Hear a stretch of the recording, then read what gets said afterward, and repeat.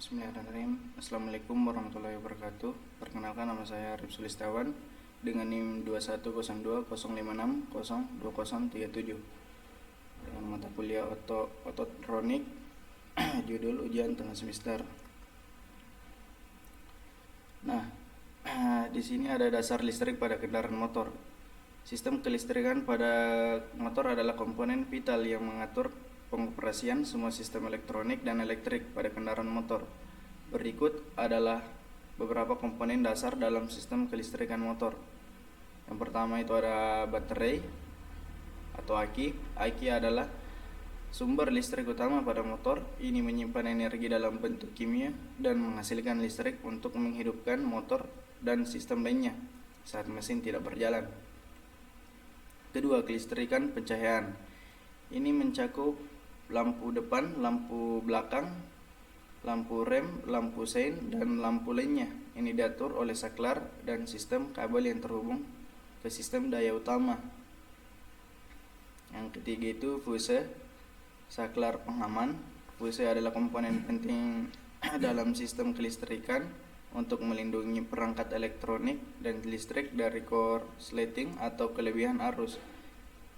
Jika arus melebihi batas yang ditentukan, fuse akan putus untuk mencegah kerusakan lebih lanjut. Keempat itu ada stator atau rotor. Ini adalah bagian dari sistem pengisian dan pembangkit listrik. Stator adalah bagian tetap yang menghasilkan medan magnet, sementara rotor berputar di dalamnya. Ketika motor menyala, rotor berputar dan menghasilkan listrik yang diperlukan oleh sistem. Dasar dari elektronika pada kendaraan motor ada 3. Yang pertama itu ECU, Engine Control Unit. ECU pada pusat pengendalian elektronik pada motor yang mengumpulkan data dari sensor-sensor dan menggunakan algoritma kontrol untuk mengatur fungsi-fungsi mesin seperti pengapian, injeksi bahan bakar, dan peredam emisi. Yang kedua itu injeksi bahan bakar elektronik. Motor modern sering dilengkapi dengan sistem injeksi bahan bakar elektronik yang mengatur jumlah bahan bakar yang disemprotkan ke dalam ruang bakar berdasarkan berbagai parameter seperti kecepatan mesin, beban, dan suhu. Yang ketiga itu ABS atau biasa dibilang anti-lock braking system, sistem pengereman anti terkunci menggunakan sensor-sensor roda yang mendeteksi kecepatan putaran roda, dan ECU untuk mengontrol tekanan pengereman sehingga roda tidak terkunci ketika mengerem di permukaan licin. Pembuatan rangkaian pada kendaraan motor. Yang pertama itu perencanaan.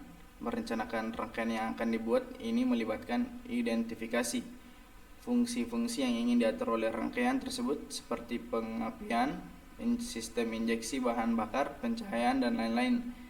Yang kedua itu desain rangkaian. Mendesain diagram rangkaian secara keseluruhan. Ini mencakup penempatan komponen-komponen dalam rangkaian dan hubungan antara mereka.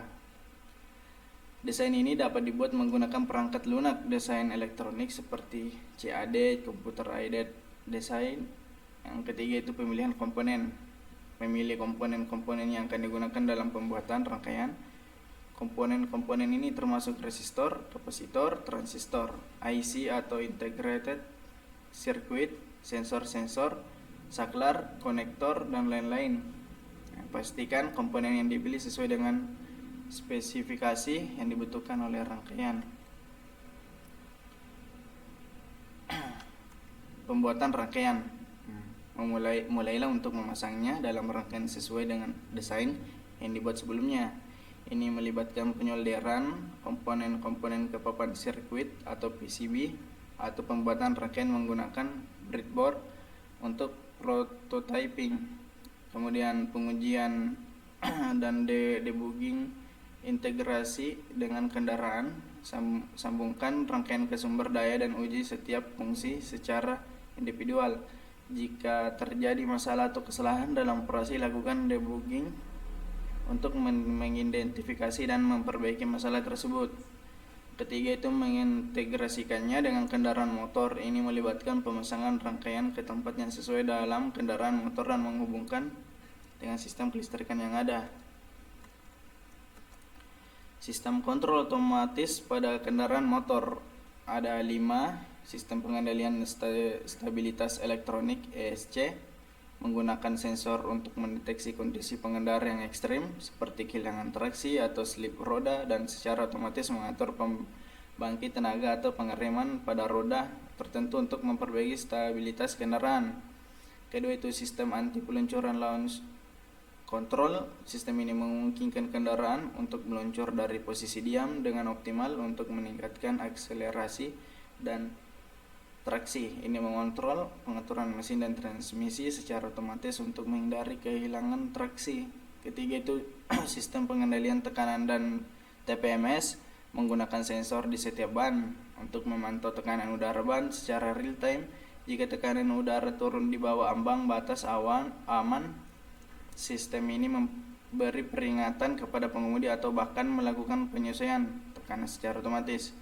Yang keempat, sistem pengendalian jarak jauh adaptive cruise control. Sistem ini memantau lalu lintas di depan kendaraan dan secara otomatis mengatur kecepatan dan jarak antara kendaraan untuk menjaga kecepatan yang aman dan menghindari tabrakan. Yang kelima itu sistem pengendalian miring elektronik stability control. Sistem ini menggunakan sensor untuk mendeteksi kecenderungan kendaraan untuk miring saat berbelok dan secara otomatis mengatur rem dan tenaga mesin untuk menjaga kendaraan tetap stabil. Sistem kontrol elektronik pada kendaraan motor ada 3. Sistem injeksi bahan bakar elektronik. Sistem injeksi bahan bakar elektronik ini mengatur jumlah bahan bakar yang disemprotkan ke dalam ruang bakar mesin berdasarkan sebagai parameter seperti kecepatan mesin, beban, dan suhu, meningkatkan efisiensi bahan bakar, respon mesin, dan emisi gas buang. Yang kedua itu sistem pengapian elektronik, mengatur waktu dan intensitas percikan api dalam sistem pembakaran mesin. Ini meningkatkan efisiensi bahan bakar, respon mesin, dan emisi gas buang. Komponen utamanya meliputi CDI, kapasitor discharge ignition, ECU, engine control unit. Ketiga itu sistem pengendalian suhu mesin. Sistem ini menggunakan sensor suhu untuk memantau suhu mesin dan mengatur sistem pendingin untuk mencegah overheating dan memastikan kinerja optimal mesin. Sistem kontrol elektronik berbasis microcontroller pada kendaraan motor. Penggunaan sensor, pengoptimalan penggunaan energi, dan peningkatan keamanan sistem. Sistem kontrol berbasis microcontroller dapat menggunakan sensor-sensor mendeteksi kondisi lingkungan dan kinerja kendaraan. Dengan menggunakan microcontroller, penggunaan energi dapat dioptimalkan untuk mencapai keseimbangan yang baik antara kinerja mesin dan efisiensi bahan bakar. Keamanan sistem dapat ditingkatkan dengan adanya kontrol yang lebih canggih dan responsif terhadap situasi darurat.